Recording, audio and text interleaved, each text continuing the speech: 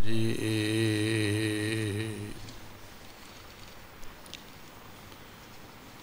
सिर कर बैसो हर जन प्यारे,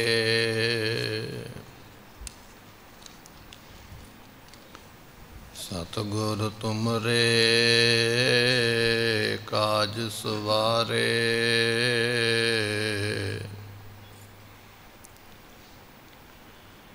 थिर कर बैसो हर जन प्यारे,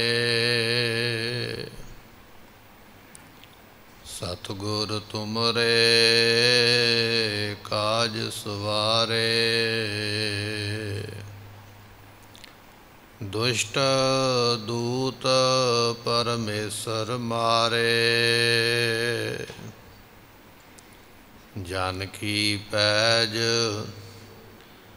रखी करतारे।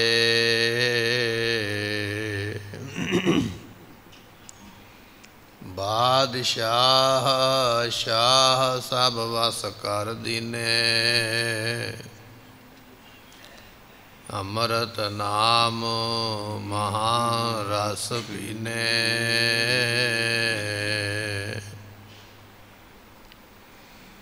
निरपौ होए भजो भगवान, साध संगत मिल कीनो दान।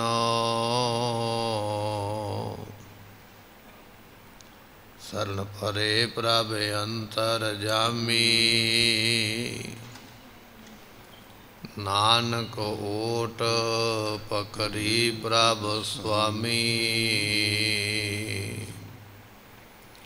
शरण परे प्रभ अंतर जामी, नानक ओट पकड़ी प्रभ स्वामी। सगल द्वार को छाड़ के गयो तुहारो द्वार। बाहें गए की लाज अस, गोविंद दास तुहार।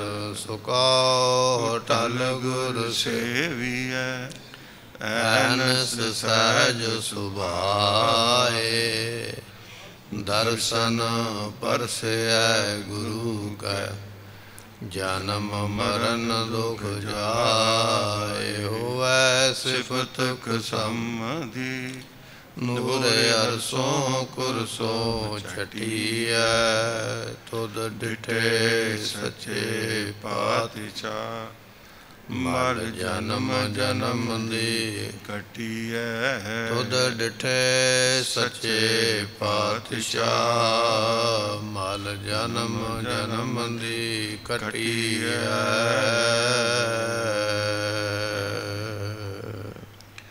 सतनाम श्री वाहिगुरु साहिब जीओ। कतक कर्म कमावण, दोष न काहू जोग। परमेश्वर ते भुलिया, व्यापन सबे रोग। वे मुख होए राम ते, लगन जन्म विजोग। खिन में कौड़े होए गए, जितड़े माया भोग। विच ना कोई कर सका, किस्था रोहै रोज। कीता किछु ना होवे, लिखिया तुर संजोग। वड भागी मेरा प्रभ मिला, ता उतर है सब विजोग। नानक को प्रभ राख ले, मेरे साहिब बंदी मोच। कतक होवै साध संग, बिन सहै सबै सोच। कतक होवै साध संग, बिन सहै सबै सोच। वाहिगुरु जी का खालसा, वाहिगुरु जी की फतेह। पतत पावन किरपा निधान सतगुरु गुरु ग्रंथ साहिब पातशाह जी जिथे ਅੰਮ੍ਰਿਤ ਵੇਲੇ ਤੋਂ ਦਰਸ਼ਨਾਂ ਦੀ ਦਾਤ ਬਖਸ਼ਿਸ਼ ਕਰ ਰਹੇ ਨੇ, ਉੱਥੇ ਨਾਲ ਅੱਜ ਸਾਨੂੰ ਕੱਤਕ ਮਹੀਨੇ ਦੀ ਸੰਗਰਾਂਦ ਦਾ ਜੋ ਦਿਹਾੜਾ ਹੈ ਉਹ ਪ੍ਰਾਪਤ ਹੋਇਆ ਹੈ। ਗੁਰੂ ਗ੍ਰੰਥ ਸਾਹਿਬ ਮਹਾਰਾਜ ਜੀਆਂ ਦੀ ਬਾਣੀ ਦੇ ਅੰਦਰ ਮਹਾਰਾਜ ਜੀ ਨੇ 12 ਮਹੀਨਿਆਂ ਦਾ ਜ਼ਿਕਰ ਕੀਤਾ ਹੈ। ਉਹਨਾਂ 12 ਮਹੀਨਿਆਂ ਦੇ ਵਿੱਚ ਇੱਕ ਮਹੀਨਾ ਹੈ ਜਿਸ ਨੂੰ ਕੱਤਕ ਦਾ ਮਹੀਨਾ ਆਖਿਆ ਜਾਂਦਾ ਹੈ। ਸੋ ਇਸ ਮਹੀਨੇ ਦਾ ਜੋ ਉਪਦੇਸ਼ ਸਤਿਗੁਰਾਂ ਨੇ ਗੁਰੂ ਗ੍ਰੰਥ ਸਾਹਿਬ ਦੇ ਵਿੱਚ ਸਾਨੂੰ ਬਖਸ਼ਿਸ਼ ਕੀਤਾ ਹੈ ਉਹ ਆਪਾਂ ਇਸ ਗੁਰਬਾਣੀ ਦੇ ਦੁਆਰਾ ਸਰਵਣ ਕਰਾਂਗੇ। ਗੁਰੂ ਅਰਜਨ ਦੇਵ ਮਹਾਰਾਜ ਸਾਹਿਬ ਜੀ ਇਸ ਬਾਣੀ ਨੂੰ ਉਚਾਰਨ ਵਾਲੇ ਨੇ। ਗੁਰੂ ਨਾਨਕ ਦੇਵ ਮਹਾਰਾਜ ਜੀਆਂ ਨੇ ਤੁਖਾਰੀ ਰਾਗ ਦੇ ਵਿੱਚ 12 ਮਾਹ ਬਾਣੀ ਲਿਖੀ ਹੈ। ਮਾਝ ਰਾਗ ਦੇ ਵਿੱਚ ਗੁਰੂ ਅਰਜਨ ਦੇਵ ਪਾਤਸ਼ਾਹ ਜੀ ਨੇ 12 ਮਾਹ ਬਾਣੀ ਲਿਖੀ ਹੈ। ਇਹ 12 ਮਾਹ ਗੁਰਬਾਣੀ ਦਾ ਪਾਠ ਦੇਸੀ ਮਹੀਨਿਆਂ ਦੇ ਮੁਤਾਬਕ ਜੋ ਹੈ ਗੁਰੂ ਗ੍ਰੰਥ ਸਾਹਿਬ ਦੇ ਵਿੱਚ 2 ਵਾਰੀ ਮਹਾਰਾਜ ਨੇ ਲਿਖਿਆ ਹੈ, ਗੁਰੂ ਨਾਨਕ ਦੇਵ ਪਾਤਸ਼ਾਹ ਨੇ ਔਰ ਗੁਰੂ ਅਰਜਨ ਦੇਵ ਮਹਾਰਾਜ ਜੀਆਂ ਨੇ। 10ਵੇਂ ਪਾਤਸ਼ਾਹ ਨੇ ਜਿਹੜੀ ਬਾਣੀ ਬਣਾਈ ਹੈ ਉਸ ਦੇ ਵਿੱਚ ਵੀ ਉਹਨਾਂ ਨੇ 12 ਮਾਹ ਮਹੀਨਿਆਂ ਦਾ ਜ਼ਿਕਰ ਕੀਤਾ ਹੈ। ਇਹ ਉਪਦੇਸ਼ ਹੈ ਜੋ ਮਹਾਰਾਜ ਸਾਹਿਬ ਜੀ ਮਹੀਨਿਆਂ ਦੇ ਪਰਸਾਏ, ਦਿਨਾਂ ਦੇ ਪਰਸਾਏ ਸਾਨੂੰ ਬਖਸ਼ਿਸ਼ ਕਰਦੇ। ਗੁਰੂ ਗ੍ਰੰਥ ਸਾਹਿਬ ਮਹਾਰਾਜ ਦੀ ਬਾਣੀ ਦੇ ਵਿੱਚ ਘੜੀਆਂ ਦਾ ਉਪਦੇਸ਼ ਹੈ, ਪਹਿਰਾਂ ਦਾ ਉਪਦੇਸ਼ ਹੈ। ਦਿਹਾੜੇ ਜਿਹੜੇ 7 ਦਿਨ ਨੇ 7 ਵਾਰਾਂ ਦਾ ਉਪਦੇਸ਼ ਹੈ, 12 ਮਹੀਨਿਆਂ ਦਾ ਉਪਦੇਸ਼ ਹੈ। ਸਤਿਗੁਰੂ ਪਾਤਸ਼ਾਹ ਮਹਾਰਾਜ ਸਾਹਿਬ ਜੀ ਨੇ ਥਿੱਤਾਂ ਦੇ ਰਾਹੀਂ ਵੀ ਉਪਦੇਸ਼ ਬਖਸ਼ਿਸ਼ ਕੀਤਾ ਹੈ। ਕਿਸੇ ਤਰੀਕੇ ਦੇ ਨਾਲ ਗੁਰਬਾਣੀ ਪੜ੍ਹ ਕੇ ਤੇ ਤੂੰ ਪਰਮੇਸ਼ਰ ਦੇ ਨਾਲ ਜੁੜ ਜਾਵੇਂ, ਤੇਰਾ ਜਨਮ ਸਫਲਾ ਹੋ ਜਾਵੇ। ਇਹ ਮਹਾਰਾਜ ਜੀਆਂ ਨੇ ਥਾਵੇਂ ਥਾਵੇਂ ਗੁਰਬਾਣੀ ਦੇ ਵਿੱਚ ਉਪਦੇਸ਼ ਬਖਸ਼ਿਸ਼ ਕਰਕੇ ਸਾਨੂੰ ਨਿਹਾਲ ਕੀਤਾ ਹੈ। ਗੁਰੂ ਅਰਜਨ ਦੇਵ ਮਹਾਰਾਜ ਸਾਹਿਬ ਜੀ ਜਿਸ ਵੇਲੇ ਅੰਮ੍ਰਿਤਸਰ ਦੀ ਧਰਤੀ 'ਤੇ ਭਾਗ ਲਾ ਰਹੇ ਨੇ, ਜਿਨ੍ਹਾਂ ਨੂੰ ਬਚਪਨ ਦੇ ਵਿੱਚ ਵਰ ਮਿਲਿਆ ਸੀ ਦੋਇ ਥਾ ਬਾਣੀ ਕਾ ਬੋਇ ਥਾ, ਗੁਰੂ ਅਮਰਦਾਸ ਪਾਤਸ਼ਾਹ ਨੇ ਬਚਨ ਕੀਤੇ ਸਨ। ਐਸੇ ਸਤਿਗੁਰਾਂ ਦੀ ਸ਼ਰਨ ਦੇ ਵਿੱਚ ਸਿੱਖਾਂ ਨੇ, ਸੰਗਤਾਂ ਨੇ ਬੇਨਤੀ ਕੀਤੀ ਮਹਾਰਾਜ ਜੀ ਕਿ ਸਾਨੂੰ ਐਸੀ ਸੁਖੈਨ ਬਾਣੀ ਬਖਸ਼ਿਸ਼ ਕਰੋ, ਕਿਉਂਕਿ ਅਸੀਂ ਬੈਠ ਕੇ ਜਦੋਂ ਗੁਰਬਾਣੀ ਪੜ੍ਹੀਏ ਅਤੇ ਸਾਨੂੰ ਮਹੀਨੇ ਦਾ ਫਲਾ ਉਪਦੇਸ਼ ਪ੍ਰਾਪਤ ਹੋਵੇ। ਗੁਰਮੁਖੋ ਉਹਨਾਂ ਸਮਿਆਂ ਦੇ ਵਿੱਚ ਇੱਕ ਰਵਾਇਤ ਹੈ ਕਿ ਜੇ ਕੋਈ ਧਾਰਮਿਕ ਵਿਅਕਤੀ ਮਹੀਨੇ ਦਾ ਨਾਮ ਦੱਸ ਦੇਵੇ ਤਾਂ ਲੋਕਾਂ ਦਾ ਖਿਆਲ ਇਹ ਸੀ ਵੀ ਇਹ ਮਹੀਨਾ ਬੜਾ ਚੰਗਾ ਬਤੀਤ ਹੁੰਦਾ ਹੈ। ਸੋ ਉਸ ਵੇਲੇ ਜਦੋਂ ਧਾਰਮਿਕ ਵਿਅਕਤੀ ਦੇ ਕੋਲ, ਕਿਸੇ ਸਾਧੂ ਕੋਲ ਚਲੇ ਜਾਣਾ, ਕਿਸੇ ਪੰਡਤ ਕੋਲ ਚਲੇ ਜਾਣਾ ਵੀ ਅੱਜ ਮਹੀਨੇ ਦਾ ਕੀ ਨਾਮ ਹੈ, ਅਤੇ ਉਸ ਵੇਲੇ ਕੀ ਹੋਇਆ ਕਰਦਾ ਵੀ ਉਹਨਾਂ ਨੇ ਆਪਣੀਆਂ ਅੱਗੇ ਸ਼ਰਤਾਂ ਰੱਖ ਦੇਣੀਆਂ, ਆਪਣੀਆਂ ਲੋੜਾਂ ਅੱਗੇ ਰੱਖ ਦੇਣੀਆਂ। ਸਾਡੀਆਂ ਇਹ ਪਹਿਲਾਂ ਲੋੜਾਂ ਪੂਰੀਆਂ ਕਰੋ, ਸਾਡੀਆਂ ਇਹ ਜੋ ਸ਼ਰਤਾਂ ਨੇ ਪਹਿਲਾਂ ਇਹ ਪੂਰੀਆਂ ਕਰੋ, ਫਿਰ ਅਸੀਂ ਤੁਹਾਨੂੰ ਮਹੀਨੇ ਦਾ ਨਾਮ ਦੱਸਾਂਗੇ। ਇਸ ਜੰਜਾਲ ਵਿੱਚੋਂ ਨਿਕਲਣ ਵਾਸਤੇ ਉਸ ਵੇਲੇ ਬਾਬਾ ਬੁੱਢਾ ਸਾਹਿਬ ਜੀ ਸੰਗਤਾਂ ਨੇ ਗੁਰੂ ਅਰਜਨ ਦੇਵ ਪਾਤਸ਼ਾਹ ਨੂੰ ਬੇਨਤੀ ਕੀਤੀ ਹੈ ਕਿ ਮਹਾਰਾਜ ਕਿਰਪਾ ਕਰੋ, ਆ ਬਾਣੀ ਐਸੀ ਰਚ ਦਿਓ ਜਿਸ ਵਾਸਤੇ ਸਾਨੂੰ ਕਿਸੇ ਕੋਲ ਜਾਣਾ ਨਾ ਪਵੇ, ਔਰ ਇਹ ਗੁਰਬਾਣੀ ਪੜ੍ਹ ਕੇ ਸਾਨੂੰ ਮਹੀਨੇ ਦਾ ਨਾਮ ਵੀ ਪਤਾ ਲੱਗ ਜਾਵੇ, ਨਾਲ ਇਹ ਵੀ ਪਤਾ ਲੱਗੇ ਵੀ ਇਸ ਮਹੀਨੇ ਦੇ ਅੰਦਰ ਮਨੁੱਖਾ ਜਨਮ ਕਿਵੇਂ ਸਫਲਾ ਕਰਨਾ ਹੈ।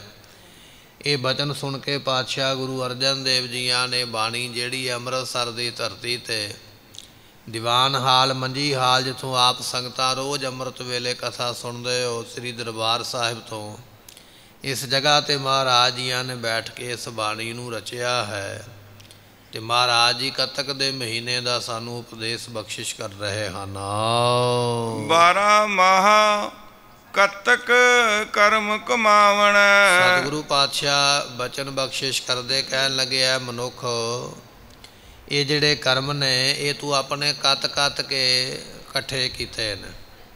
ਜਿਸ ਤਰ੍ਹਾਂ ਪਹਿਲੇ ਸਮੇਂ ਦੇ ਵਿੱਚ ਬੀਬੀਆਂ ਚਰਖਾ ਕੱਤਿਆ ਕਰਦੀਆਂ ਹਨ ਅਤੇ ਰੂਈ ਨੂੰ ਚਰਖਾ ਕੱਤ ਕੇ ਡੋਰੀ ਬਣਾ ਕੇ ਫਿਰ ਪੂਣੀ ਬਣ ਜਾਂਦੀ, ਪੂਣੀ ਤੋਂ ਅੱਗੋਂ ਦੋਹਰਾਂ ਬਣ ਜਾਂਦੀਆਂ, ਦਰੀਆਂ ਬਣ ਜਾਂਦੀਆਂ, ਖੇਸ ਬਣ ਜਾਂਦਾ।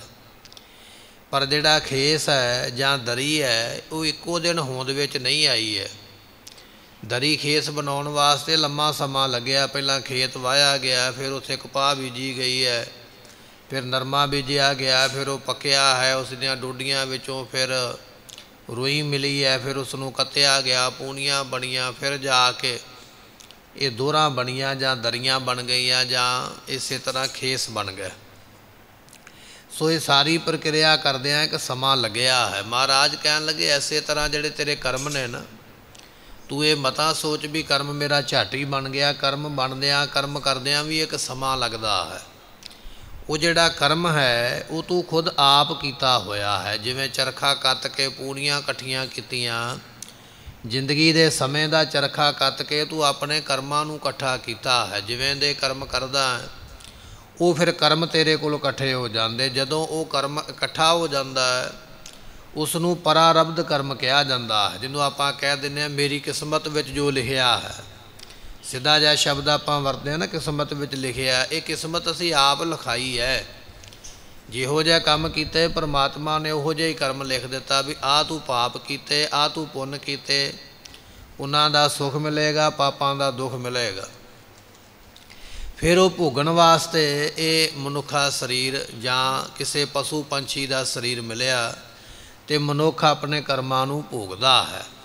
ਪਾਤਸ਼ਾਹ ਬਚਨ ਕਰਦੇ ਪਏ ਕੱਤਕ ਤੋਂ, ਇਹ ਕੱਤਕ ਦਾ ਜਿਹੜਾ ਮਹੀਨਾ ਹੈ ਇਹਦੇ ਵਿੱਚ ਤੂੰ ਕਰਮਾਂ ਨੂੰ ਕੱਤਦਾ ਪਿਆ ਹੈ, ਕਰਮ ਇਕੱਠੇ ਕਰਦਾ ਪਿਆ ਹੈ। ਗੁਰਮੁਖੋ ਕਿੰਨੀਆਂ ਸਾਖੀਆਂ ਆਪਾਂ ਦੇਵਤਿਆਂ ਦੀਆਂ, ਦੇਵੀਆਂ ਦੀਆਂ, ਰਿਖੀਆਂ ਦੀਆਂ, ਮੁਨੀਆਂ ਦੀਆਂ, ਸਾਧੂ ਸੰਤਾਂ ਦੀਆਂ, ਗੁਰਸਿੱਖਾਂ ਦੀਆਂ ਇਹ ਸਾਖੀਆਂ ਸਰਵਣ ਕਰਦੇ ਨਾ ਵੀ ਆਪਣਾ ਆਪਣਾ ਕਰਮ ਭੋਗਦੇ ਪਏ ਅਤੇ ਕਰਮ ਭੋਗ ਕੇ ਸੰਸਾਰ ਤੋਂ ਸਾਰੇ ਤੁਰੇ ਜਾ ਰਹੇ।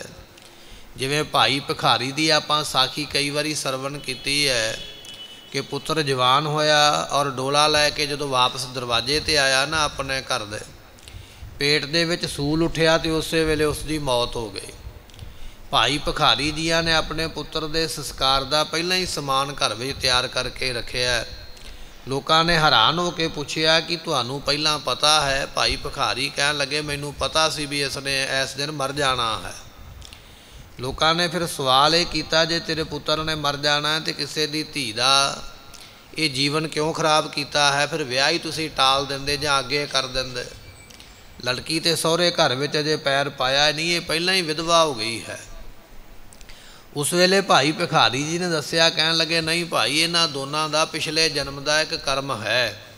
ਕਰਮ ਇਹ ਹੈ ਕਿ ਮੇਰਾ ਪੁੱਤਰ ਪਿਛਲੇ ਜਨਮ ਦੇ ਵਿੱਚ ਸਾਧੂ ਸੀਗਾ, ਨਾਮ ਜਪਣ ਵਾਲਾ, ਜੰਗਲ ਬੇਲੇ ਵਿੱਚ ਰਿਹਾ ਕਰਦਾ, ਕਦੇ ਕਦੇ ਬਾਜ਼ਾਰ ਵਿੱਚ ਆਇਆ ਕਰਦਾ। ਅਤੇ ਇਹ ਜਿਹੜੀ ਲੜਕੀ ਹੈ ਜਦੋਂ ਇਸ ਨੇ ਸਾਧੂ ਨੂੰ ਵੇਖਿਆ ਤਾਂ ਇਹਦੇ ਮਨ ਵਿੱਚ ਸੰਕਲਪ ਇਹ ਬਣ ਗਿਆ ਵੀ ਇਹਦੇ ਨਾਲ ਮੇਰਾ ਵਿਆਹ ਹੋ ਜਾਵੇ। ਸੰਕਲਪ ਬਣਿਆ ਹੈ, ਫੁਰਨਾ ਬਣ ਗਿਆ, ਪਰ ਸਮਾਂ ਇਸ ਤਰ੍ਹਾਂ ਦਾ ਬਤੀਤ ਹੋਇਆ ਵੀ ਵਿਆਹ ਤਾਂ ਹੋ ਨਹੀਂ ਸਕਿਆ, ਪਰ ਫੁਰਨਾ ਮਨ ਵਿੱਚ ਰਹਿ ਗਿਆ। ਉਹ ਜਿਹੜਾ ਫੁਰਨਾ ਮਨ ਵਿੱਚ ਰਿਹਾ ਹੈ ਉਹ ਪੂਰਾ ਕਰਨ ਵਾਸਤੇ ਪ੍ਰਮਾਤਮਾ ਨੇ ਮੇਰੇ ਪੁੱਤਰ ਨੂੰ ਵੀ ਜਨਮ ਦਿੱਤਾ, ਇਸ ਲੜਕੀ ਨੂੰ ਵੀ ਜਨਮ ਦਿੱਤਾ। ਇਹ ਉਹਨਾਂ ਦਾ ਕੀਤਾ ਹੋਇਆ ਕਰਮ ਫੁਰਨਾ ਪੂਰਾ ਕਰਨ ਵਾਸਤੇ ਇਹਨਾਂ ਦਾ ਹੁਣ ਵਿਆਹ ਹੋਇਆ ਹੈ। ਹੁਣ ਇਹਨਾਂ ਦਾ ਫੁਰਨਾ ਪੂਰਾ ਹੋ ਗਿਆ, ਪੁੱਤਰ ਦੀ ਬੰਦਗੀ ਪਹਿਲੇ ਜਨਮ ਵਿੱਚ ਹੀ ਪੂਰੀ ਹੋ ਗਈ, ਇਸ ਕਰਕੇ ਮੁਕਤ ਹੋ ਗਿਆ। ਮੇਰੇ ਪੁੱਤਰ ਦੇ ਨਾਲ ਸੰਬੰਧ ਕਰਨ ਕਰਕੇ, ਸੰਬੰਧ ਬੰਨ ਕਰਕੇ, ਰਿਸ਼ਤਾ ਬੰਨ ਕਰਕੇ ਇਹ ਲੜਕੀ ਵੀ ਮੁਕਤ ਹੋ ਜਾਣੀ ਹੈ। ਸੋ ਇਹ ਕਰਮਾਂ ਦਾ ਲੇਖਾ ਜੋਖਾ। ਜਿਸ ਤਰ੍ਹਾਂ ਦੇ ਕੋਈ ਮਨੁੱਖ ਕਰਮ ਕਰਦਾ ਹੈ ਉਹਨਾਂ ਕਰਮਾਂ ਦਾ ਫਲ ਭਾਵੇਂ ਦੁੱਖ ਹੋਵੇ ਭਾਵੇਂ ਸੁੱਖ ਹੋਵੇ ਉਹ ਵਿਅਕਤੀ ਨੂੰ ਭੋਗਣਾ ਪੈਂਦਾ ਹੈ, ਮੰਨਣਾ ਪੈਂਦਾ ਹੈ। ਜਿਵੇਂ ਆਪਾਂ ਰਾਜੇ ਧ੍ਰਿਤਰਾਸ਼ਟਰ ਦੀ ਸਾਖੀ ਸਰਵਣ ਕਰਦੇ ਕਿ ਉਹ ਅੰਨਾ ਹੀ ਜਿਹੜਾ ਹੈ ਰਾਜ ਭਾਗ ਕਰਦਾ ਪਿਆ। ਪੁੱਛਿਆ ਅੰਨਾ ਕਿਉਂ? ਹਾਂ, ਕਹਿੰਦੇ ਜੀ ਤੁਸੀਂ ਬਚਪਨ ਦੇ ਵਿੱਚ ਪਿਛਲੇ ਕਿਸੇ ਜਨਮ ਦੇ ਵਿੱਚ ਕਿਸੇ ਜੀਵ ਦੀਆਂ ਅੱਖਾਂ ਕੱਢੀਆਂ ਸਨ, ਉਹ ਪਾਪ ਕਰਮ ਦਾ ਫਲ ਤੈਨੂੰ ਇੱਥੇ ਆ ਕੇ ਮਿਲਿਆ ਵੀ ਤੂੰ ਰਾਜਾ ਬਣ ਕੇ ਅੰਨਾ ਹੋਇਆ। ਇਹ ਜਿੰਨੀਆਂ ਸਾਖੀਆਂ ਨੇ ਇਹ ਸਾਰੀਆਂ ਇਹ ਬਚਨ ਸਿੱਧ ਕਰਦੀਆਂ ਨੇ ਕਿ ਮਨੁੱਖ ਜਿਹੋ ਜਿਹਾ ਕਰਮ ਕਰਦਾ ਹੈ, ਭਾਵੇਂ ਉਹ ਪਾਪ ਦਾ ਹੋਵੇ ਭਾਵੇਂ ਉਹ ਪੁੰਨ ਦਾ ਹੋਵੇ, ਉਹਦਾ ਫਲ ਵਿਅਕਤੀ ਨੂੰ ਭੋਗਣਾ ਪੈਂਦਾ ਹੈ। ਗੁਰੂ ਪਾਤਸ਼ਾਹ ਗੁਰੂ ਤੇਗ ਬਹਾਦਰ ਮਹਾਰਾਜ ਜੀਆਂ ਦੇ ਕੋਲ ਨਾ ਜਦੋਂ ਮਹਾਰਾਜ ਅਨੰਦਪੁਰ ਸਾਹਿਬ ਨੂੰ ਵਸਾਉਂਦੇ ਪਏ ਨਾ, ਇੱਕ ਸਾਧੂ ਆ ਗਿਆ ਲੰਘਦਾ ਹੋਇਆ। ਉਹਨੇ ਪੁੱਛਿਆ ਵੀ ਇਹ ਮਹਿਲ ਮਾੜੀਆਂ ਘਰ-ਬਾਰ ਕੌਣ ਬਣਾ ਰਿਹਾ ਹੈ? ਸਿੱਖਾਂ ਨੇ ਦੱਸਿਆ ਵੀ ਇਹ ਗੁਰੂ ਤੇਗ ਬਹਾਦਰ ਪਾਤਸ਼ਾਹ ਮਹਾਰਾਜ ਨਗਰ ਵਸਾਉਂਦੇ ਪਏ। ਹੈਰਾਨ ਹੋ ਕੇ ਕਹਿਣ ਲੱਗਾ, ਉਹ ਗੁਰੂ ਕਾਹਦਾ ਜਿਹੜਾ ਸੰਸਾਰ ਨਾਲ ਮੋਹ ਲਾ ਕੇ ਬੈਠਾ ਹੈ, ਘਰ-ਬਾਰ ਬਣਾਉਂਦਾ ਪਿਆ? ਗੁਰੂ ਦਾ ਕੰਮ ਤੇ ਹੈ ਤਿਆਗ ਕਰਨਾ ਤੇ ਤਿਆਗ ਕਰਾਉਣਾ। ਗੁਰੂ ਤੇ ਆਪ ਨਗਰ ਵਸਾਉਂਦਾ ਪਿਆ ਤੇ ਮਹਿਲ ਮਾੜੀਆਂ ਬਣਾਉਂਦਾ ਪਿਆ, ਇਹ ਗੁਰੂ ਕੈਸਾ ਹੈ? ਸਿੱਖ ਨੂੰ ਕਹਿਣ ਲੱਗਾ, ਮੇਰੇ ਸਵਾਲ ਦਾ ਜਵਾਬ ਗੁਰੂ ਪਾਤਸ਼ਾਹ ਤੋਂ ਲਿਓ, ਮੈਂ ਅੱਗੇ ਚੱਲਿਆ ਹਾਂ ਤੇ ਵਾਪਸ ਆ ਕੇ ਸਵਾਲ ਦਾ ਜਵਾਬ ਲਵਾਂਗਾ। ਇਸ ਤਰ੍ਹਾਂ ਕਹਿ ਕੇ ਸਾਧੂ ਮਹੰਤ ਜਿਹੜਾ ਨਾ ਕੋਈ ਰਾਹਗੀਰ ਅੱਗੇ ਚਲਾ ਗਿਆ। ਕੁਝ ਦਿਨਾਂ ਬਾਅਦ ਵਾਪਸ ਮੁੜਿਆ। ਇਹਨੇ ਫਿਰ ਉਸੇ ਸਿੱਖ ਨੂੰ ਸਵਾਲ ਕੀਤਾ। ਕਹਿਣ ਲੱਗਾ, ਜਿਹੜਾ ਮੈਂ ਸਵਾਲ ਕੀਤਾ ਸੀ ਉਹਦਾ ਉੱਤਰ ਮਿਲਿਆ? ਸਿੱਖ ਕਹਿਣ ਲੱਗਾ ਵੀ ਨਹੀਂ, ਗੁਰੂ ਪਾਤਸ਼ਾਹ ਨੇ ਆਖਿਆ ਵੀ ਤੂੰ ਆਪ ਆ ਕੇ ਸਵਾਲ ਕਰ, ਫਿਰ ਤੇਰੇ ਸਵਾਲ ਦਾ ਜਵਾਬ ਮਿਲੇਗਾ। ਮਹਾਰਾਜ ਦੇ ਦਰਬਾਰ ਵਿੱਚ ਹਾਜ਼ਰ ਹੋਇਆ, ਸਤਿਗੁਰਾਂ ਨੂੰ ਫਿਰ ਸਵਾਲ ਕੀਤਾ, ਮਹਾਰਾਜ ਸੋਹਣੇ ਘਰ ਬਣਾਉਂਦੇ ਪਏ ਹੋ, ਗੁਰੂ ਤੇ ਤਿਆਗੀ ਹੋਇਆ ਕਰਦਾ ਹੈ, ਘਰ ਬਣਾਉਣ ਦੀ ਕੀ ਲੋੜ ਹੈ? ਮੈਨੂੰ ਇਹ ਸਵਾਲ ਦਾ ਜਵਾਬ ਦਿਓ, ਤੁਸੀਂ ਗੁਰੂ ਵੀ ਹੋ ਤੇ ਇਹ ਸੰਸਾਰੀ ਰੀਤ ਵੀ ਕਰਦੇ ਪਏ। ਮਹਾਰਾਜ ਕਹਿੰਦੇ, ਤੇਰੇ ਸਵਾਲ ਦਾ ਜਵਾਬ ਦੇਵਾਂਗੇ, ਪਰ ਤੈਨੂੰ ਕੁਝ ਸਮਾਂ ਕੁਝ ਦਿਨ ਸਾਡੇ ਕੋਲ ਇੱਥੇ ਅਨੰਦਪੁਰ ਸਾਹਿਬ ਰਹਿਣਾ ਪਵੇਗਾ। ਰਹਿ ਪਾਓ, 1-2 ਦਿਨ ਦੀ ਗੱਲ ਹੈ, ਤੇਰੇ ਸਵਾਲ ਦਾ ਜਵਾਬ ਮਿਲੇਗਾ। ਇਹ ਜੋ ਸਾਧੂ ਹੈ ਅਨੰਦਪੁਰ ਸਾਹਿਬ ਦੇ ਵਿੱਚ ਉਸ ਵੇਲੇ ਰਹਿੰਦਾ ਹੈ। ਕਹਿਣ ਲੱਗੇ, ਗੁਰਮੁਖੋ ਇੱਕ ਦਿਨ ਸੁੱਤਾ ਹੋਇਆ ਤੇ ਰਾਤ ਨੂੰ ਇਸ ਨੂੰ ਇੱਕ ਸੁਪਨਾ ਜਿਹੜਾ ਹੈ ਉਹ ਦਿਖਾਈ ਦਿੱਤਾ। ਸੁਪਨੇ ਦੇ ਵਿੱਚ ਕੀ ਵੇਖਦਾ ਹੈ ਕਿ ਇੱਕ ਵਿਅਕਤੀ ਜਿਹੜਾ ਹੈ ਨਾ ਸਵਰਗਾਂ ਦੇ ਵਿੱਚ ਬੈਠਾ ਬੜਾ ਸੁਖ ਲੈਂਦਾ ਪਿਆ, ਸੇਵਕ ਨੌਕਰ ਲੱਗੇ ਹੋਏ ਸੇਵਾ ਕਰਨ ਵਾਸਤੇ, ਬੜਾ ਆਨੰਦ ਪ੍ਰਾਪਤ ਕਰਦਾ ਪਿਆ ਹੈ। ਹੈਰਾਨ ਹੋ ਕੇ ਪੁੱਛਿਆ ਵੀ ਇਹ ਤੂੰ ਕਿਹੜਾ ਇਹੋ ਜਿਹਾ ਕਰਮ ਕੀਤਾ ਹੈ, ਇਹੋ ਜਿਹਾ ਕਿਹੜਾ ਚੰਗਾ ਪੁੰਨ ਕਰ ਆਇਆ ਵੀ ਤੈਨੂੰ ਸਵਰਗਾਂ ਦੇ ਵਿੱਚ ਇੰਨਾ ਵੱਡਾ ਸੁਖ ਮਿਲਦਾ ਪਿਆ ਹੈ? ਤੇ ਉਸ ਵਿਅਕਤੀ ਨੇ ਦੱਸਿਆ, ਕਹਿਣ ਲੱਗਾ, ਕਰਮ ਮੈਂ ਚੰਗਾ ਇਹ ਕੀਤਾ ਹੈ ਕਿ ਪਿਛਲੇ ਜਨਮ ਦੇ ਵਿੱਚ ਮੇਰੇ ਕੋਲ ਸ਼ੇਰ ਦੀ ਜੂਨੀ ਹੈ, ਮੈਂ ਸ਼ੇਰ ਦੀ ਜੂਨੀ ਵਿੱਚ ਪਿਆ ਹੋਇਆ ਅਤੇ ਇੱਕ ਰਾਤ ਮੀਂਹ ਪੈਂਦਾ ਪਿਆ ਹੈ ਤੇ ਮੈਂ ਆਪਣੇ ਘੁਰਨੇ ਵਿੱਚੋਂ ਬਾਹਰ ਨਿਕਲਿਆ ਸ਼ਿਕਾਰ ਕਰਨ ਵਾਸਤੇ। ਜਦੋਂ ਮੈਂ ਸ਼ਿਕਾਰ ਕਰਕੇ ਵਾਪਸ ਮੁੜਿਆ ਤੇ ਮੇਰੇ ਘੁਰਨੇ ਦੇ ਵਿੱਚ ਰਾਹਗੀਰ ਜਿਹੜੇ 2 ਸਨ, ਕੋਈ ਸਾਧੂ ਜੰਗਲ ਵਿੱਚੋਂ ਲੰਘਦੇ ਪਏ ਤੇ ਮੀਂਹ ਪੈਂਦਾ ਵੇਖ ਕੇ ਮੇਰੇ ਘੁਰਨੇ ਵਿੱਚ ਆ ਕੇ ਬੈਠ ਗਏ ਵੀ ਇੱਥੇ ਮੀਂਹ ਤੋਂ ਬਚ ਜਾਵਾਂਗੇ। ਜਦੋਂ ਮੈਂ ਵਾਪਸ ਆਇਆ ਮੈਂ ਵੇਖਿਆ ਵੀ ਮੇਰੇ ਘਰ ਦੇ ਵਿੱਚ 2 ਜਿਹੜੇ ਨੇ ਵਿਅਕਤੀ ਆ ਕੇ ਬੈਠੇ, 2 ਸਾਧੂ ਬੈਠੇ ਨੇ। ਜੇ ਮੈਂ ਆਪਣੇ ਘੁਰਨੇ ਦੇ ਕੋਲ ਜਾਵਾਂਗਾ ਇਹ ਡਰ ਕੇ ਭੱਜ ਜਾਣਗੇ ਤੇ ਇਹ ਭਿੱਜ ਜਾਣਗੇ, ਦੁਖੀ ਹੋ ਜਾਣਗੇ। ਜੇ ਮੈਂ ਇੱਥੇ ਬਾਹਰ ਬੈਠ ਜਾਵਾਂ ਇਹ ਰਾਤ ਆਪਣੀ ਚੰਗੀ ਕੱਟ ਲੈਣਗੇ। ਇਹ ਮੈਨੂੰ ਪੁੰਨ ਦਾ ਕੰਮ, ਭਲੇ ਦਾ ਕੰਮ ਕਰ ਲੈਣਾ ਚਾਹੀਦਾ ਹੈ। ਮੈਂ ਇਹ ਗੱਲ ਵਿਚਾਰ ਕੇ ਸਾਰੀ ਰਾਤ ਆਪ ਬਾਹਰ ਬੈਠਾ ਰਿਹਾ, ਮੀਂਹ ਦੇ ਵਿੱਚ ਭਿੱਜਦਾ ਰਿਹਾ।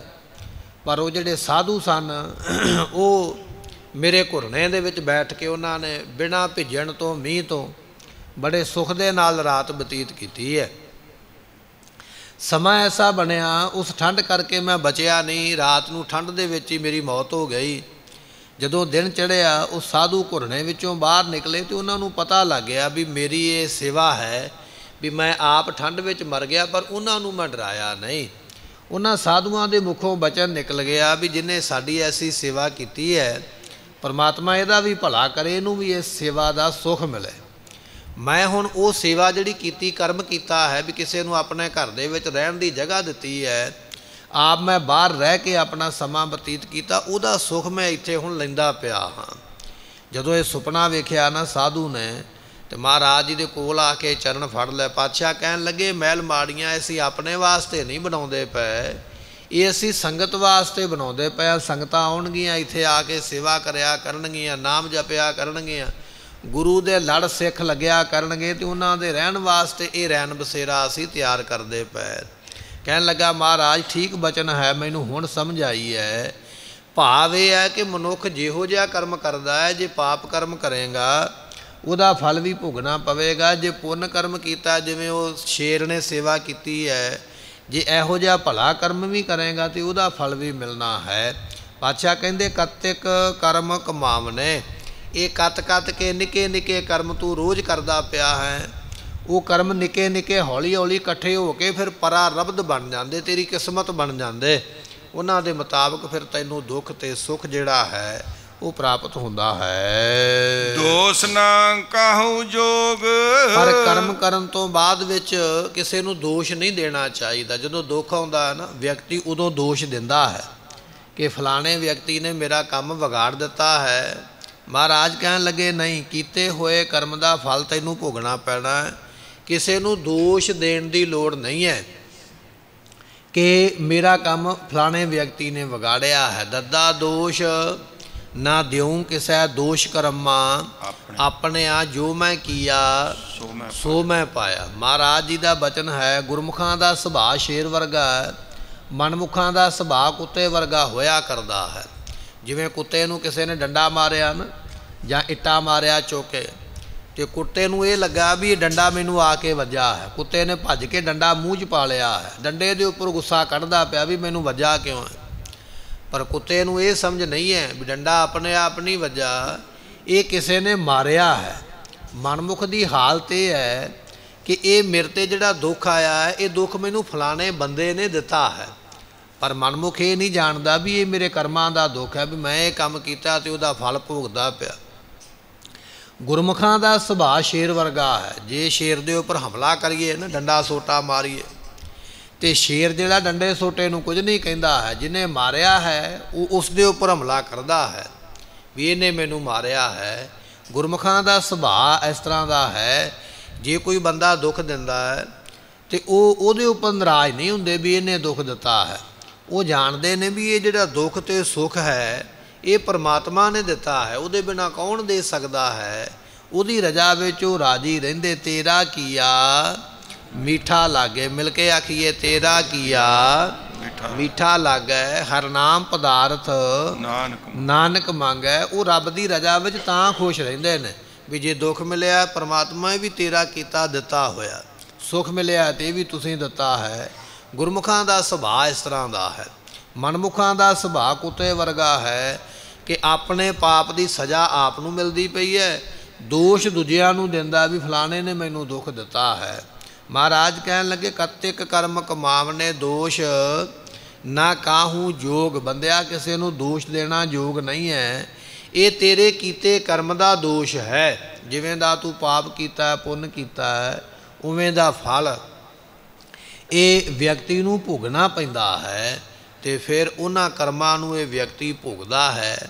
ਜਿਵੇਂ ਇੱਕ ਰਾਜਾ ਕਿਸੇ ਸਾਧੂ ਦੇ ਕੋਲ ਗਿਆ ਨਾ, ਲੰਘਦਾ ਪਿਆ ਕੋਲੋਂ, ਤੇ ਸਾਧੂ ਦਾ ਬਗੀਚਾ ਬੜਾ ਸੋਹਣਾ ਲੱਗਿਆ ਹੋਇਆ। ਰਾਜੇ ਨੇ ਆਪਣਾ ਹਾਥੀ ਵਿੱਚ ਉਹਦੇ ਵਾੜ ਕੇ ਤੇ ਸਾਰਾ ਬਗੀਚਾ ਹੀ ਖਰਾਬ ਕਰ ਦਿੱਤਾ, ਸਾਰਾ ਬਗੀਚਾ ਹੀ ਖਵਾ ਦਿੱਤਾ ਆਪਣੇ ਹਾਥੀ ਨੂੰ। ਜਦੋਂ ਸਾਧੂ ਨੇ ਵੇਖਿਆ ਵੀ ਇਹਨੇ ਨੁਕਸਾਨ ਕਰ ਦਿੱਤਾ ਹੈ, ਸੁਭਾਵਕ ਹੀ ਬਚਨ ਆਖਿਆ, ਕਹਿਣ ਲੱਗੇ ਐ ਰਾਜਨ ਤੂੰ ਹੰਕਾਰ ਦੇ ਵਿੱਚ ਆ ਕੇ ਮੇਰਾ ਬਗੀਚਾ ਵਿਗਾੜਿਆ, ਵੀ ਸਾਧੂ ਮੇਰਾ ਕੀ ਵਿਗਾੜ ਲਵੇਗਾ, ਤੈਨੂੰ ਅਗਲੇ ਜਨਮ ਦੇ ਵਿੱਚ ਹਾਥੀ ਹੀ ਬਣਨਾ ਪਵੇਗਾ। ਹੁਣ ਜਿਹੋ ਜਿਹਾ ਕਰਮ ਕੀਤਾ ਹੈ ਉਹੋ ਜਿਹਾ ਫਲ ਮਿਲਿਆ ਨਾ ਇਹੋ ਜਿਹਾ ਪਾਪ ਕਰਮ ਕਰਦਾ ਨਾ ਹਾਥੀ ਬਣਦਾ। ਚਰਨ ਫੜ ਲੈ, ਕਹਿਣ ਲੱਗਾ ਜੀ ਮਾਫੀ ਦੇ ਦਿਓ, ਮੇਰਾ ਉਧਾਰ ਕਰ ਦਿਓ। ਕਹਿਣ ਲੱਗੇ ਹੁਣ ਤੇ ਮੁਖੋਂ ਬਚਨ ਨਿਕਲ ਗਿਆ ਹੈ, ਹੁਣ ਤੇ ਕਰਮ ਭੋਗਣਾ ਪਵੇਗਾ, ਪਰ ਹਾਥੀ ਦੇ ਜਨਮ ਦੇ ਵਿੱਚ ਵੀ ਤੈਨੂੰ ਪਰਮਾਤਮਾ ਛੁਡਾ ਲਵੇਗਾ, ਆ ਕੇ ਤੈਨੂੰ ਮਰ ਨਹੀਂ ਦੇਵੇਗਾ, ਤੇਰਾ ਭਲਾ ਹੋਵੇਗਾ। ਮਹਾਰਾਜ ਜੀ ਨੇ ਗੁਰਬਾਣੀ ਦੇ ਅੰਦਰ ਬਚਨ ਵੀ ਲਿਖਿਆ ਵੀ ਉਸ ਹਾਥੀ ਨੂੰ ਹਰੀਹਰ ਖੇਤਰ ਦੇ ਵਿੱਚ ਮਹਾਰਾਜ ਨੇ ਤੇਂਦੂਏ ਦੀਆਂ ਤਾਰਾਂ ਤੋਂ ਬਚਾ ਕੇ ਬਾਹਰ ਕੱਢਿਆ। ਕਈ ਉਦਾਹਰਨਾਂ ਆਪਾਂ ਸਰਵਨ ਕਰਦੇ। ਵਿਚਾਰ ਇਹ ਹੈ ਵੀ ਮਨੁੱਖ ਜਿਸ ਤਰ੍ਹਾਂ ਦਾ ਦੁੱਖ ਸੁੱਖ ਭੋਗਦਾ, ਕਰਮ ਭੋਗਦਾ, ਜਨਮ ਭੋਗਦਾ ਹੈ, ਇਹ ਸਾਰੇ ਆਪਣੇ ਕੀਤੇ ਹੋਏ ਨੇ, ਕਿਸੇ ਦਾ ਕਰਮ ਨਹੀਂ ਭੋਗਣਾ ਪੈਂਦਾ ਹੈ। ਜਦੋਂ ਕਲਯੁਗ ਆਇਆ ਨਾ ਦੇਵਤਿਆਂ ਦੇ ਸਾਹਮਣੇ, ਤੇ ਉਸ ਵੇਲੇ ਬ੍ਰਹਮਾ ਜੀ ਨੇ ਪੁੱਛਿਆ ਸਾਰੇ ਯੁੱਗਾਂ ਨੂੰ ਤੁਸੀਂ ਕੀ ਕਰੋਗੇ।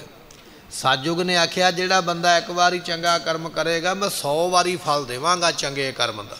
ਕੰਮ ਇੱਕ ਵਾਰੀ ਕੀਤਾ ਹੈ, ਫਲ 100 ਵਾਰੀ ਦੇਵਾਂਗਾ, 1 ਲੱਖ ਸਾਲ ਦੀ ਉਮਰਾਂ ਦੇਵਾਂਗਾ ਭੋਗਣ ਵਾਸਤੇ। ਇਹ ਮੇਰੇ ਯੁੱਗ ਦਾ ਜਿਹੜਾ ਹੈ ਉਹ ਕਾਨੂੰਨ ਹੋਇਆ ਕਰੇਗਾ। ਸਾਰਿਆਂ ਯੁੱਗਾਂ ਨੇ ਆਪਣਾ ਆਪਣਾ ਦੱਸਿਆ। ਜਦੋਂ ਕਲਯੁਗ ਦੀ ਵਾਰੀ ਆਈ ਨਾ, ਕਲਯੁਗ ਤੋਂ ਪੁੱਛਿਆ ਵੀ ਤੂੰ ਕੀ ਕਰੇਂਗਾ। ਕਲਯੁਗ ਨੇ ਆਖਿਆ ਨਾ ਮੈਂ 10 ਗੁਣਾ ਦੇਵਾਂ ਨਾ ਮੈਂ 2 ਗੁਣਾ ਦੇਵਾਂ, मैं उन्ना ही फल देवांगा जिन्ना कोई व्यक्ति काम करेगा, बराबर ही मिलेगा, वाधा कोई नहीं है। इसे तरह साजुग दे विच जे कोई एक बंदा पाप करता है तो उसकी सज़ा पूरे देश नूं थोड़ी थोड़ी वंड के मिल जाती है। कलयुग ने आख्या नहीं, मेरे राज दे विच, मेरे युग दे विच जिहड़ा व्यक्ति काम करेगा उसकी सज़ा उन्होंने मिलेगी, उसदे परिवार नूं भी नहीं मिलेगी। ये मेरे राज का कानून होवेगा कि मैं फल भी उन्ना ही देवांगा जिन्ना काम किया है, सज़ा भी उन्होंने मिलेगी जिन्हें कर्म किया है, दूजे नूं नहीं मैं देवांगा। सो महाराज वो बचन इत्थे लिखते पे, कह लगे दोष कर्मा अपने दोष ना काहू जोग, किसी नूं दोष देना योग नहीं, ठीक नहीं है। जो भी पाप पुण्य दुख सुख तैनू मिलता पिया ये सारे तेरे कीते हुए कर्म ने, उन्हां कर्मां नूं तू भोगदा है। परमेश्वर ते भुलिया जदों व्यक्ति रब नूं भुल जाता है, वैसे असीं आम तौर पर रब नूं भुले ही होए हाँ। जदों किते गुरु घरे आईदा मत्था टेकीदा उदों भी अपनियां लोड़ां ही अगे रखी दियां ने, कदे रब चेते आउंदा नहीं। बचन आपां जरूर करदे हां, सही प्यारे मेल जिन्ना मिलिया तेरा नाम चेता आवे, तू चेते आवे, ये बचन ते करदे हां। पर रब नूं बहुता असीं कदे चेते नहीं करदे। पातशाह कहंदे परमेश्वर ते भुलिया, ਜਿਹੜੇ परमेश्वर ਦੇ नाम ਨੂੰ ਭੁੱਲ ਜਾਂਦੇ ਹਨ। ਵਿਆਪਨ ਸਭੇ ਰੋਗ, ਉਹਨਾਂ ਨੂੰ ਰੋਗ ਕਹੀਏ ਸਾਰੇ ਦੋਖੀ ਆ ਕੇ ਪ੍ਰਾਪਤ ਹੁੰਦੇ ਨੇ, ਕਿਉਂਕਿ परमेश्वर ਨੂੰ ਚੇਤੇ ਕੀਤਿਆਂ ਤੇਰੇ ਮਾੜੇ ਕਰਮ ਮਿਟ ਜਾਣੇ ਸਨ। पर तू परमेश्वर ਨੂੰ ਚੇਤੇ ਹੀ ਨਹੀਂ ਕਦੇ ਕੀਤਾ, ਉਹ ਤੇਰੇ ਕਰਮ ਇਕੱਠੇ ਹੋਏ ਤੇ ਫਿਰ ਰੋਗ ਬਣ ਕੇ ਦੁੱਖ ਬਣ ਕੇ ਤੈਨੂੰ ਆ ਕੇ ਲੱਗ। ਜਿਵੇਂ ਕੋਈ ਮਹਾਤਮਾ ਦੀ ਸੰਗਤ ਵਿੱਚ ਵਿਅਕਤੀ ਜਾਂਦਾ ਹੈ ਨਾ, ਤੇ ਸੰਗਤ ਵਿੱਚ ਰੋਜ਼ ਜਾਂਦਾ, ਕਥਾ ਕੀਰਤਨ ਸਰਵਣ ਕਰਿਆ ਕਰਦਾ, ਤੇ ਇੱਕ ਦਿਨ ਪੈਰਾਂ ਵਿੱਚ ਕੰਡਾ ਚੁੱਭ ਗਿਆ। ਮਨ ਵਿੱਚ ਬੜਾ ਹੈਰਾਨ ਹੋਇਆ ਵੀ ਮੈਂ ਤੇ ਰੋਜ਼ ਸੰਗਤ ਵਿੱਚ ਜਾਂਦਾ, ਇਸ ਵਿਅਕਤੀ ਦਾ ਇੱਕ ਦੋਸਤ ਹੈ ਰੋਜ਼ ਮਾੜੇ ਥਾਂ ਤੇ ਜੂਏਖਾਨੇ ਜਾਂਦਾ, ਉਹਨੂੰ ਇੱਕ ਘੜਾ ਮਿਲਿਆ ਤੇ ਘੜੇ ਵਿੱਚ ਸੋਨੇ ਦੀ ਮੋਹਰ ਮਿਲੀ, ਉਹ ਬੜਾ ਖੁਸ਼ ਹੈ।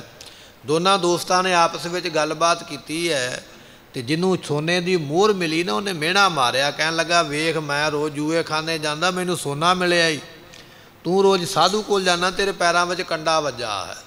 ਕਹਿਣ ਲੱਗੇ ਚਲੋ ਫਿਰ ਮਹਾਤਮਾ ਕੋਲੋਂ ਜਾ ਕੇ ਪੁੱਛੀਏ ਵੀ ਇਹ ਕਿਉਂ ਹੋਇਆ। ਜਦੋਂ ਸਵਾਲ ਕੀਤਾ ਤੇ ਉਹਨਾਂ ਨੇ ਬਚਨ ਦੱਸਿਆ, ਕਹਿਣ ਲੱਗੇ ਭਾਈ ਇਹ ਜਿਹੜਾ ਤੇਰੇ ਕੰਡਾ ਵੱਜਿਆ ਨਾ, ਸੂਲ ਵੱਜੀ ਹੈ, ਅਸਲ ਦੇ ਵਿੱਚ ਤੈਨੂੰ ਇਸ ਜਨਮ ਦੇ ਵਿੱਚ ਸੂਲੀ 'ਤੇ ਚੜ੍ਹਨਾ ਪੈਣਾ ਸੀ, ਇਹ ਤੇਰਾ ਕਰਮ ਸੀਗਾ, ਤੂੰ ਸੂਲੀ 'ਤੇ ਚੜ੍ਹਨਾ, ਪਰ ਤੂੰ ਸੰਗਤ ਵਿੱਚ ਆਉਂਦਾ ਰਿਹਾ, ਪਰਮੇਸ਼ਰ ਨੂੰ ਚੇਤੇ ਕਰਦਾ, ਰੱਬ ਨੇ ਤੇਰਾ ਕਰਮ ਕੱਟ ਦਿੱਤਾ ਹੈ, ਸੂਲੀ ਤੋਂ ਸੂਲ ਬਣਾ ਕੇ ਤੈਨੂੰ ਕਰਮ ਤੋਂ ਮੁਕਤ ਕਰ ਦਿੱਤਾ ਹੈ, ਤੇਰਾ ਭਲਾ ਹੋ ਗਿਆ ਹੈ। ਜਿਹਨੂੰ ਸੋਨੇ ਦੀ ਮੋਹਰ ਪ੍ਰਾਪਤ ਹੋਈ, ਕਹਿਣ ਲੱਗੇ ਤੈਨੂੰ ਢੇਰ ਸਾਰਾ ਸੋਨਾ ਮਿਲਣਾ ਸੀ, ਪਰ ਤੂੰ ਮਾੜੇ ਕਰਮਾਂ ਵਿੱਚ ਬਦਫੈਲੀਆਂ ਕਰਦਾ ਰਿਹਾ, ਤੇਰੇ ਕਰਮ ਹੀ ਸੜ ਗਏ। ਇਹ ਇੱਕ ਮੋਹਰ ਵੀ ਤੈਨੂੰ ਤਾਂ ਮਿਲੀ ਹੈ ਕਿਉਂਕਿ ਤੂੰ ਸੰਗਤ ਕਰਨ ਵਾਲੇ ਦੀ ਸੰਗਤ ਕੀਤੀ ਹੈ, ਉਹਦਾ ਫਲ ਤੈਨੂੰ ਇਹ ਮਿਲਿਆ ਹੈ। ਇੱਕ ਵਾਰੀ ਆਖੀਏ ਸਤਨਾਮ। महाराज ने ताई आख्या बिन भागा सत संग ना लभै, संगत एवें नहीं मिलती है। पातशाह कहते परमेश्वर ते भुलिया व्यापन सभे रोग, परमेश्वर नूं चेते करेगा पाप कर्म कटिया जाएगा, सूली तो वो सूल कर देवेगा।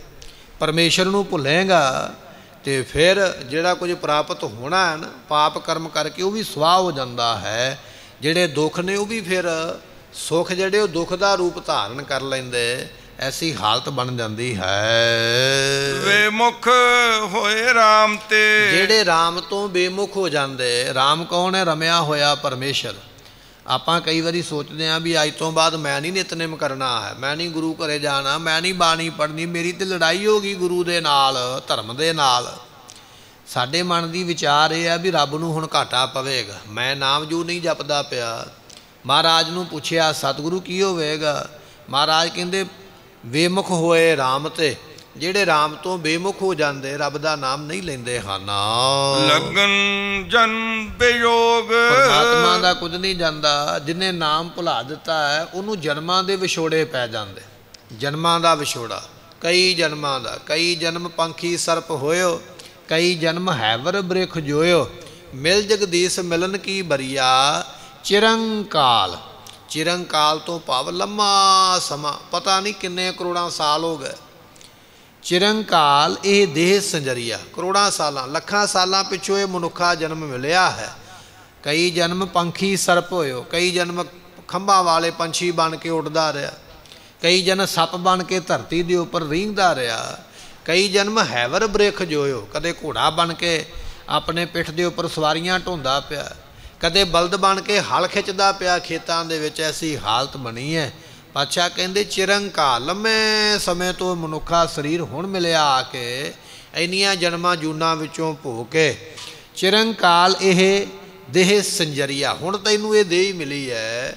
ਤੇ ਪਾਤਸ਼ਾਹ ਕਹਿਣ ਲੱਗੇ ਭਜੋ ਗੋਬਿੰਦ ਭੂਲ ਮਤ ਜਾਓ, ਮਾਨਸ ਜਨਮ ਕਾ ਇਹੀ ਲਾਹੋ, ਅਬ ਨਾ ਭਜਸ ਭਜਸ ਕਬ ਭਾਈ, ਆਵੈ ਅੰਤ ਨਾ ਭਜਿਆ ਜਾਈ। ਜਦੋਂ ਮੌਤ ਦਾ ਸਮਾਂ ਆ ਗਿਆ ਫਿਰ ਰੱਬ ਚੇਤੇ ਨਹੀਂ ਆਉਣਾ ਹੈ, ਨਾ ਹੀ ਕਰ ਸਕੇਗਾ।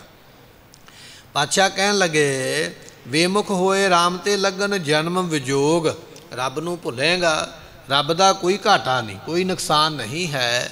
ਅਸਲ ਦੇ ਵਿੱਚ ਤੈਨੂੰ ਜਨਮਾਂ ਦਾ ਵਿਛੋੜਾ ਪੈ ਜਾਣਾ ਹੈ। ਪਤਾ ਨਹੀਂ ਕਿੰਨੇ ਅਨੰਤ ਸਾਲ ਬੇਅੰਤ ਸਾਲ ਤੈਨੂੰ ਕਿੰਨੇ ਜਨਮ ਲੈਣੇ ਪੈਣ, ਕਿੰਨੀਆਂ ਜੂਨਾਂ ਭੁਗਣੀਆਂ ਪੈਣ, ਇਹ ਘਾਟਾ ਤੈਨੂੰ ਹੈ। ਰਾਮ ਦੇ ਨਾਲੋਂ ਐਸਾ ਵਿਛੋੜਾ ਪੈ ਜਾਂਦਾ ਹੈ। ਖਿਣ ਮੈਂ ਕੌੜੇ ਹੋਏ ਗਏ, ਇਹ ਇੱਕ ਖਿਣ ਦੇ ਵਿੱਚ ਹੀ ਸਾਰੇ ਜਿਹੜੇ ਪਦਾਰਥ ਨੇ, ਸੁੱਖ ਨੇ, ਇਹ ਕੌੜੇ ਕਹੀਏ ਦੁੱਖ ਰੂਪ ਹੋ ਜਾਂਦੇ ਹਨ।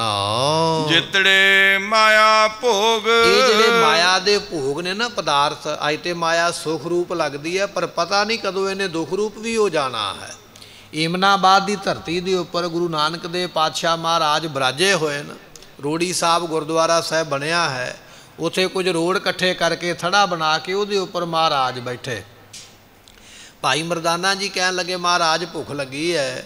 ਸਤਿਗੁਰੂ ਪਾਤਸ਼ਾਹ ਕਹਿੰਦੇ ਨੇੜੇ ਹੀ ਨਗਰ ਹੈ, ਜਾਓ ਭਾਈ ਮਰਦਾਨਾ ਦੀ ਛਕ ਲਓ ਕੋਈ ਭੋਜਨ ਪ੍ਰਸ਼ਾਦਾ ਮੰਗ ਕੇ। ਨਗਰ ਦੇ ਵਿੱਚ ਗਏ, ਲੋਕਾਂ ਦੇ ਪਠਾਨ ਇੱਥੇ ਰਹਿਣ ਵਾਲੇ ਬੜੇ ਪੈਸੇ ਵਾਲੇ ਨੇ। ਭਾਈ ਮਰਦਾਨਾ ਜੀ ਦੇ ਘਰ ਵਿੱਚ ਜਾ ਕੇ ਪ੍ਰਸ਼ਾਦਾ ਮੰਗਿਆ ਕਰੇ, ਮਾੜਾ ਬੋਲਿਆ ਕਰਨ। ਕੁਝ ਪਠਾਨ ਤੇ ਐਸੇ ਵੀ ਮਿਲੇ ਜਿਨ੍ਹਾਂ ਨੇ ਧੱਕੇ ਹੀ ਮਾਰ ਦਿੱਤੇ। ਭਾਈ ਮਰਦਾਨਾ ਜੀ ਸਤਿਗੁਰਾਂ ਦੇ ਕੋਲ ਆ ਗਿਆ, ਨੇਤਰ ਭਰ ਗਿਆ, ਮਹਾਰਾਜ ਇਹ ਲੋਕ ਬੜੇ ਹੰਕਾਰੀ ਨੇ, ਕਪਟੀ ਨੇ, ਇਹ ਸਾਧੂ ਸੰਤ ਦੇ ਉੱਪਰ ਕੋਈ ਦਇਆ ਨਹੀਂ ਹੈ, ਕੋਈ ਪਿਆਰ ਨਹੀਂ, ਮੈਨੂੰ ਧੱਕੇ ਮਾਰ ਕੇ ਇਹਨਾਂ ਨੇ ਕੱਢਿਆ ਹੈ।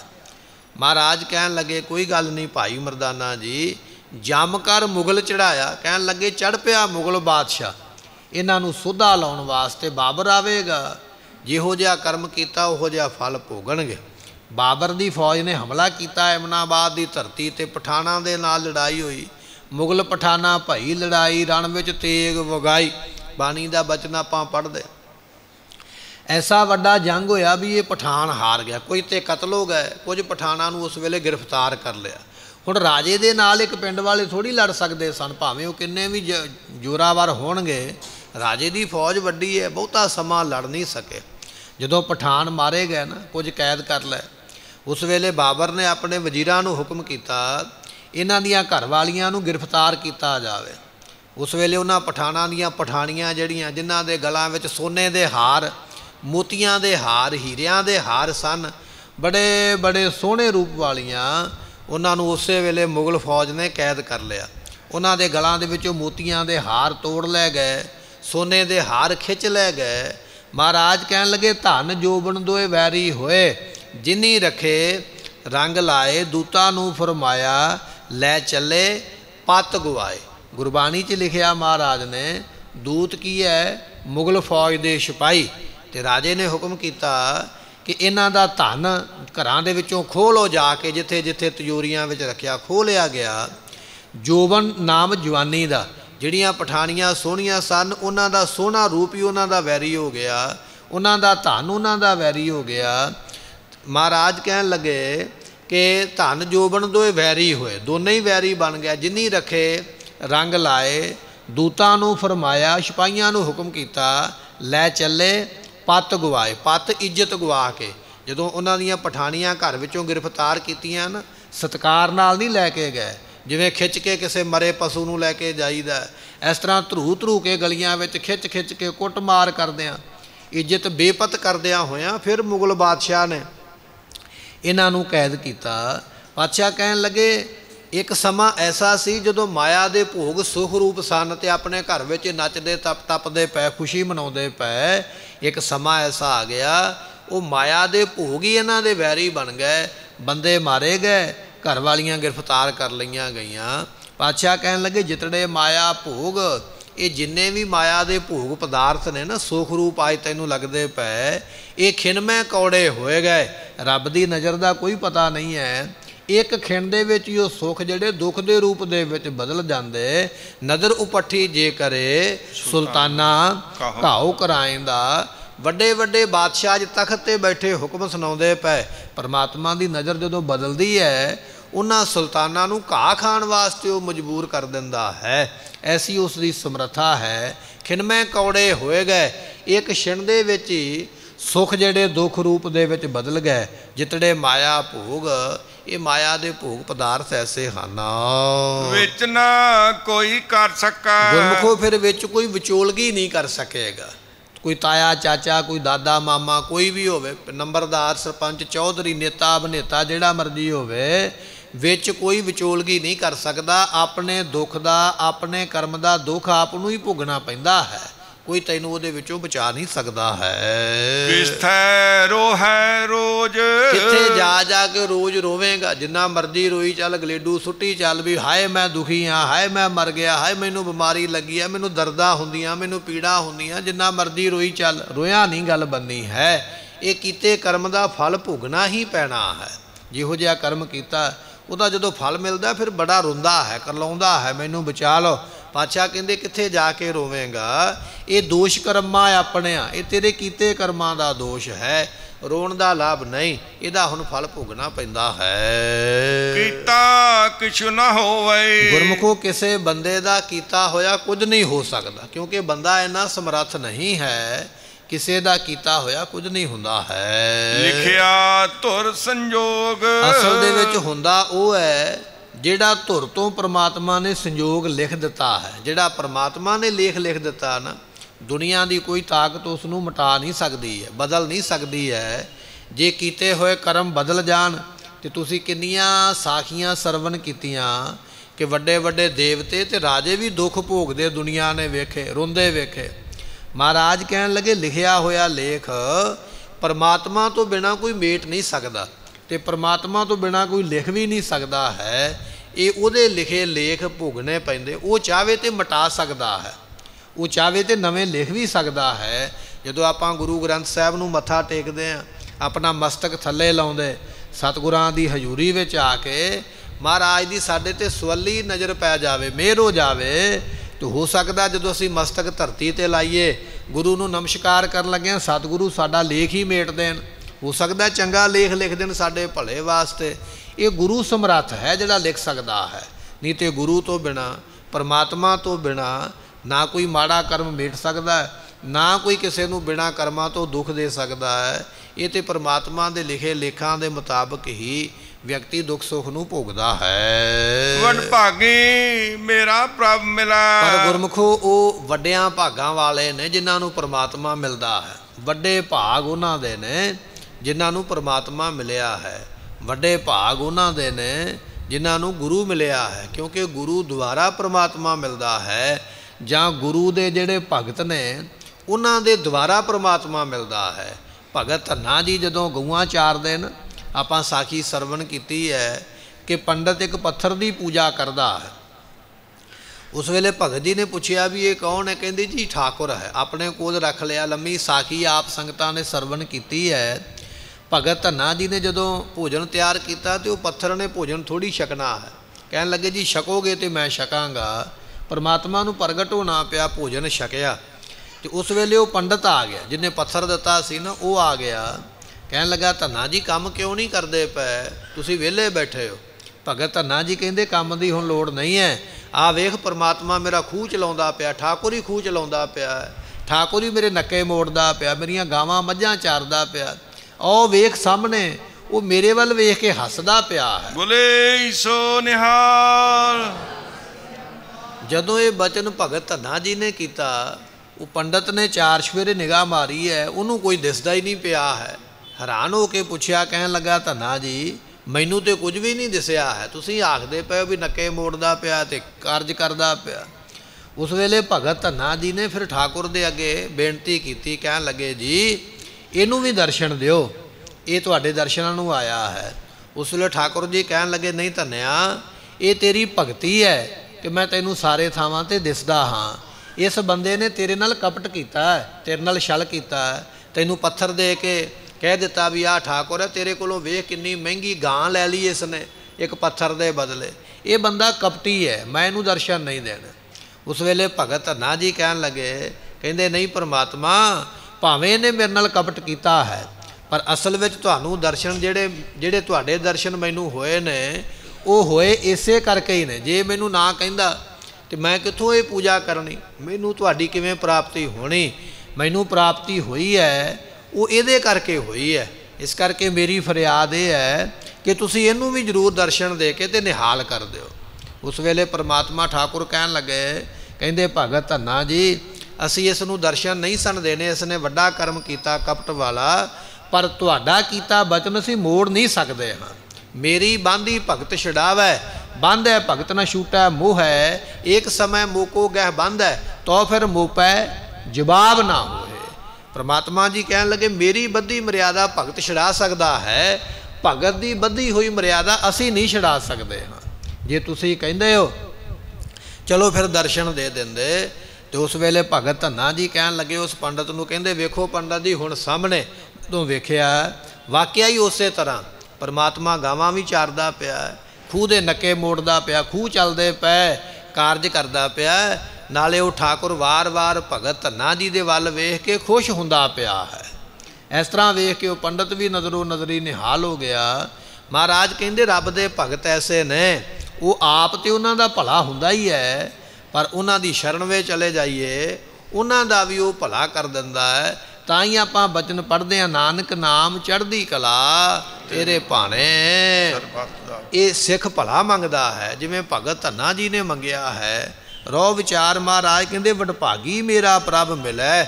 ਇਹ ਵੱਡਿਆਂ ਭਾਗਾਂ ਨਾਲ ਭਗਤ ਧੰਨਾ ਜੀ ਨੂੰ ਮਿਲਿਆ ਹੈ, ਭਗਤ ਧੰਨਾ ਜੀ ਦੀ ਕਿਰਪਾ ਦੇ ਨਾਲ ਉਸ ਪੰਡਤ ਨੂੰ ਮਿਲਿਆ ਹੈ। ਇਹ ਭਾਗਾਂ ਬਿਨਾਂ ਦਾਤਾਂ ਨਹੀਂ ਮਿਲਦੀਆਂ ਹਨ।